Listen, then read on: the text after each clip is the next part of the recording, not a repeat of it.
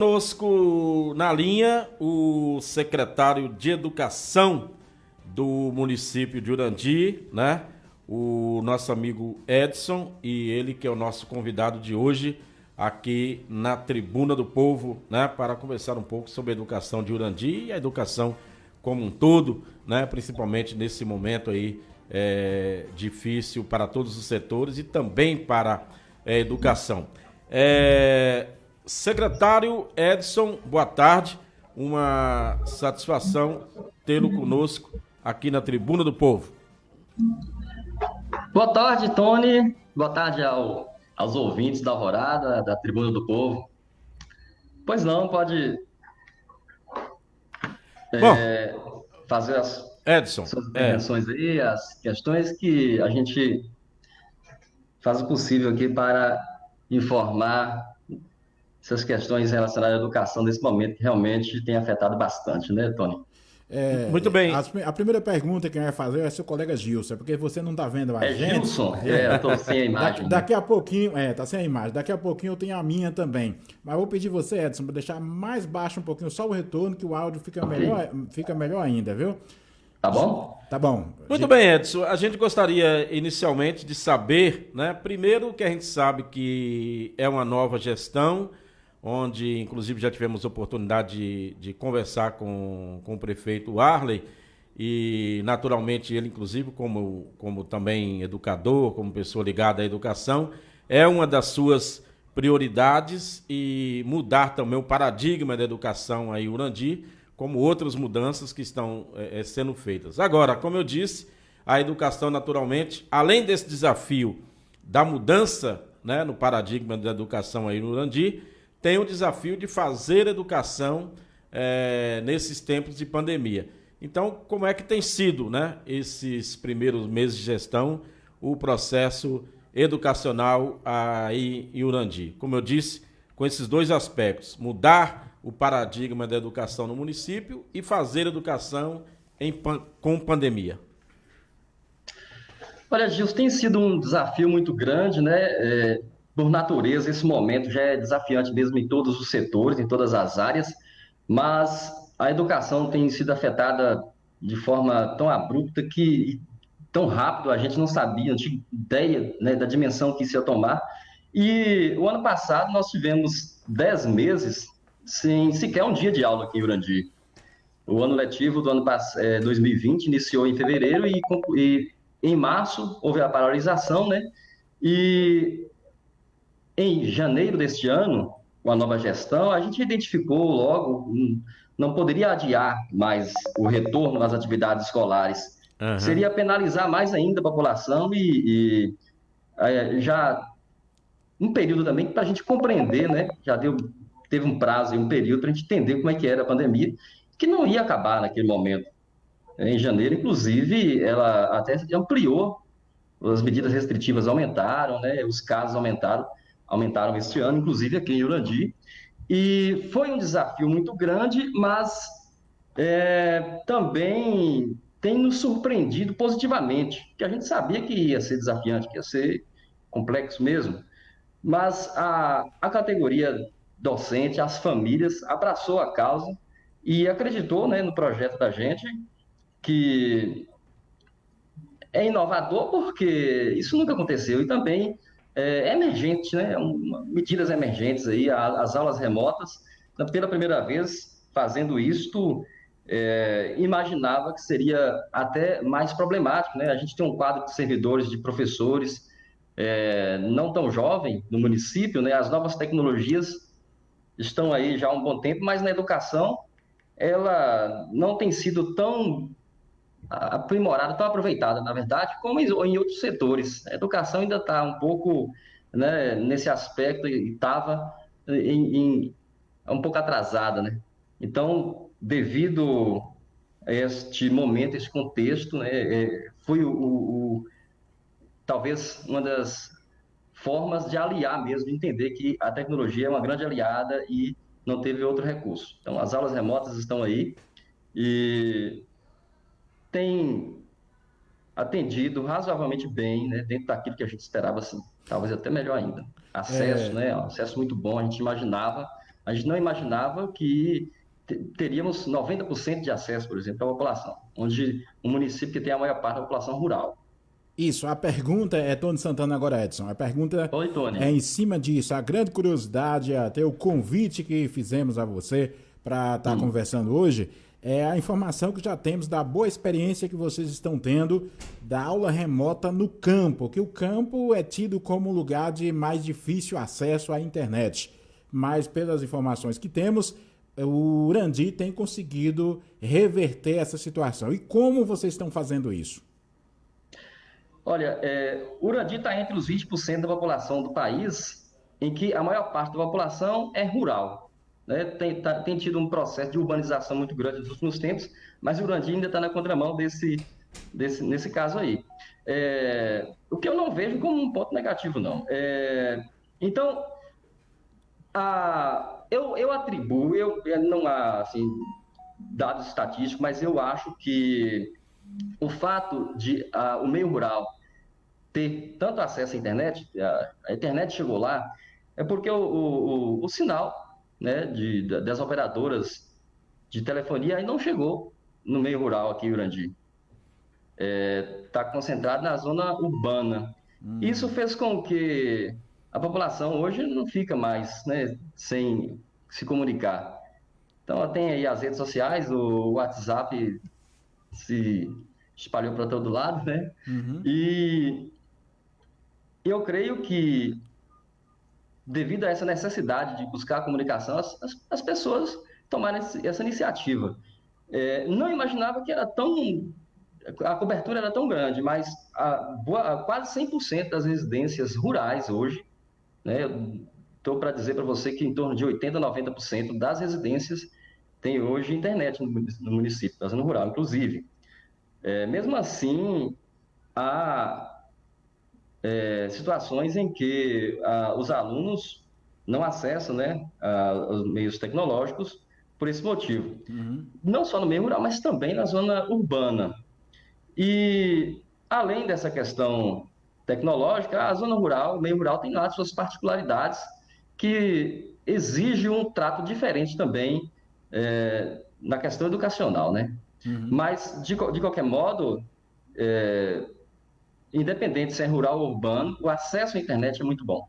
E você está usando, vocês aí, Urandi, estão utilizando os grupos escolares mesmo remotamente, não é isso? Pelas informações que temos por aqui?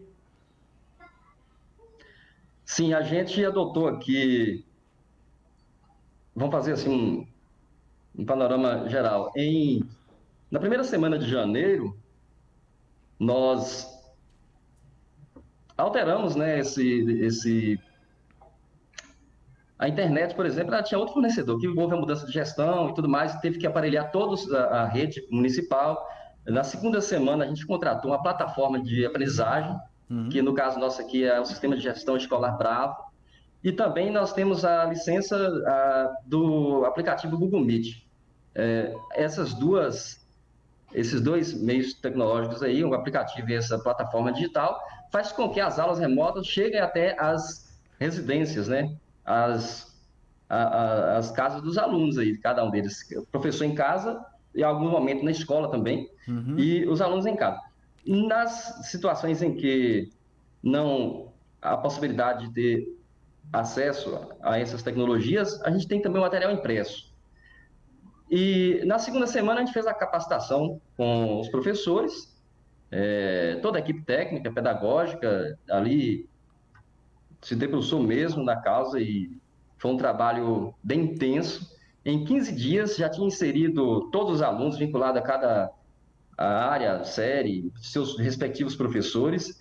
E em 3 de fevereiro a gente inaugurou aqui a retomada do ano letivo, que tem previsão para concluir em julho, 10 de julho, o que seria, aqui é o contínuo, currículo contínuo. Então, ele na verdade, vai fazer 2 anos em 1, 2 anos curricular em 1. Mas dividido da seguinte forma, o que estava vindo, né, já em andamento o ano letivo 2020, conclui em julho, e a partir daí, o ano letivo 2021. Mas, na verdade, ele é um currículo contínuo.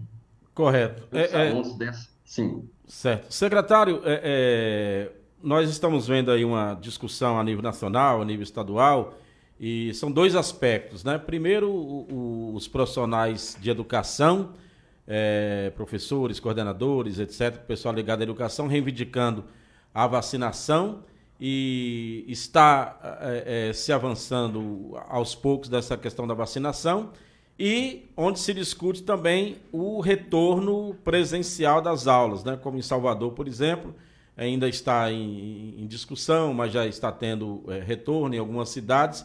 E aí, Urandir, como é que está esses dois aspectos?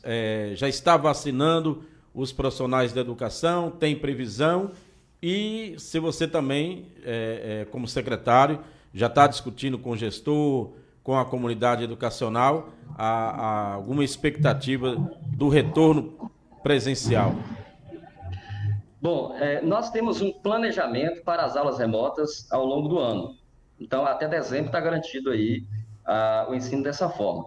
Agora, depende muito do comportamento, né, da pandemia, de como vai evoluir a vacinação, e ter essa sensação de segurança, além da segurança, tem que ter a sensação também da segurança, para o retorno híbrido, porque não vai voltar presencialmente, direto de forma presencial.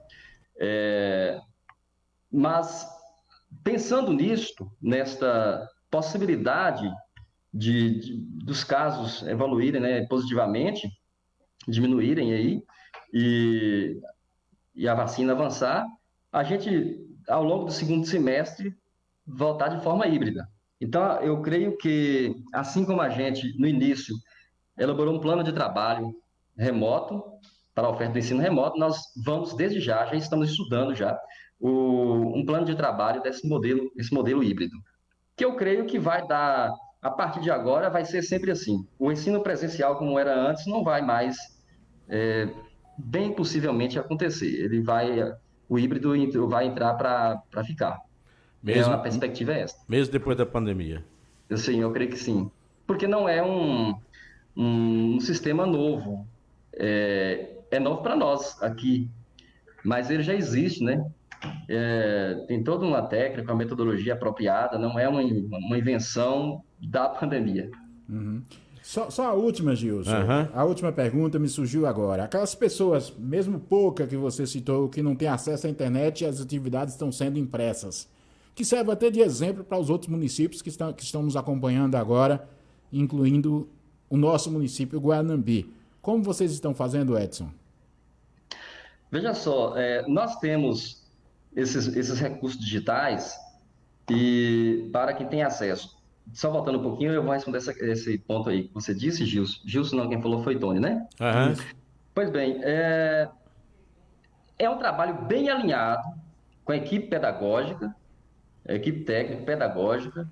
Tem os professores de turmas, que a gente chama aqui de professor titular da turma, né? E tem a figura do professor master, que a gente patenteou aqui em Urandir, que ele dá aula em rede, assim. Nós temos 2 horas por dia, por exemplo, por área, onde um professor de um determinado período leciona para uma rede. Todos os alunos, por exemplo, de 9º ano assistem. E em seguida entra o professor titular da turma. Tudo isso é muito bem alinhado, né? Os objetos de conhecimento, o componente curricular dentro de cada área, acontece tudo ao mesmo tempo, no município inteiro. Então, adota um material didático único no município inteiro. Claro, cada caso tem as suas particularidades, né? Mas, na medida do possível, a gente fez esse alinhamento. E, para não se perder também, tudo é feito no mesmo alinhamento, só que com um modelo diferente. Quando não chega de forma digital, pelas tecnologias mais modernas, a gente usa a tecnologia tradicional, né? A técnica aí que a gente tem, que é o material impresso. A cada período, uma semana, em algumas situações, a cada 2 semanas, a família, algum responsável, vai até a escola e é orientado pelo professor como o aluno deve desenvolver essas atividades. Aí há uma devolutiva, esse professor analisa tudo aquilo, torna a retomar, né, para devolver aos alunos outras atividades e por aí vai. Não é a mesma coisa, é bem diferente, né, das aulas que estão disponíveis na plataforma e também pelo aplicativo Google Meet ali, porque você tem uma aula presencial, né, à distância, né, mas é presente ali, está no mesmo momento, mas é uma forma de não deixar o aluno fora do processo educacional. E que tem sido, felizmente, uma pequena quantidade aqui no município. E a gente tem também uma busca ativa que evoluiu bastante. Esses alunos que, inicialmente, muitos não, é claro, a gente esperava isso, nós temos quase 3 mil alunos. É natural que boa parte não se apresentava no início, mas tem evoluído bastante isso. Muitos alunos voltaram à escola. Ok, secretário, a gente gostaria de agradecer a sua participação no nosso programa, atendendo aí ao nosso convite e colocando aqui a nossa emissora na Tribuna do Povo sempre à disposição aí não só do secretário, mas da comunidade educacional de Urandi e deixar aí para suas conclusões finais aos ouvintes, né, aí de toda a região e também o pessoal de Urandi, que inclusive está registrando nas redes sociais aqui, acompanhando a sua entrevista. Ok, Gilson e Tony, eu acho que é interessante a gente mencionar aqui alguns aspectos importantes que temos buscado fazer nesse primeiro momento. Claro que a prioridade é fazer com que as aulas retomassem. E a gente tem feito isso da melhor forma, não tem medido esforço para que isso acontecesse.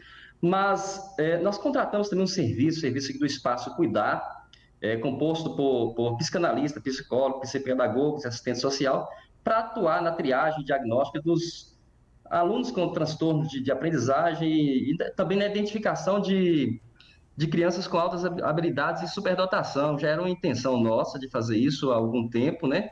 Desde o início, é um plano de tá isso no projeto de Warley, né? Uhum. Porque nós temos um plano de governo dele, porque nós temos um número de alunos com essas características que fica desassistido praticamente. Então tem que ter um grupo de profissionais competentes para atuar nesse setor, que o professor não dá conta de identificar esse alunado. E esses alunos, depois de ser identificados, vão ser encaminhados, os professores vão ser orientados a como trabalhar com eles, e eles vão ser encaminhados para serem acompanhados depois, né, por psicólogos ou por neurologistas, por profissionais para cada caso. Outra situação também é que, desde quando acabou aqui, paralisou as aulas presenciais, desde quando as aulas ficaram paralisadas, os alunos não tiveram acesso à alimentação escolar. E este mês nós estamos já em processo final da licitação, da aquisição da alimentação escolar. Muito possivelmente, no final deste mês, até início de junho, já estaremos entregando os primeiros kits às famílias. E provavelmente vai ser em 3 etapas. Correto. Muito bem, Edson. Então, muito obrigado pela sua participação e uma boa tarde, bom início de noite aí. Eu que agradeço, Tony e Gilson, estamos sempre à disposição. Obrigadão mesmo. Obrigado a todos os ouvintes também da Tribuna do Povo, da Rádio Alvorada, que tem uma grande audiência aqui em Urandi. Ok, valeu, muito obrigado aí pela presença. Tony, antes da gente ir para o primeiro intervalo, será publicado no Diário Oficial de hoje um novo decreto municipal aqui em Guanambi, flexibilizando as medidas restritivas de locomoção, né, e permanência nas vias públicas. Por esse novo decreto, fica estabelecido até a próxima segunda-feira, dia 10, o horário de 22 horas às 5 horas para o toque de recolher, né? Estava sendo aí às 20 horas, vai para as 22. Os estabelecimentos devem se limitar à venda de bebidas alcoólicas até às 21h30. Está proibido a utilização de som ambiente, seja com performance ao vivo ou mecânica, né? E permanecem as recomendações aí, né? O uso de máscara, álcool gel, distanciamento entre as mesas, limitação na capacidade de atendimento, etc, etc, né? Ô Gilson, deixa eu aproveitar esse gancho que você falou. Agora, o governo do estado, né, até dia 10, Guanambi não teria esse privilégio de botar para as 22 horas. Ou seja, o governo municipal está diferenciando um pouquinho aí do governo do estado. Porque o município tem autonomia. E diante da realidade, né? Agora, mas por isso, sabe por que eu falei isso? Olhando aqui a publicação aqui do Instagram do vereador Paulo Costa, ele disse o seguinte aqui ontem.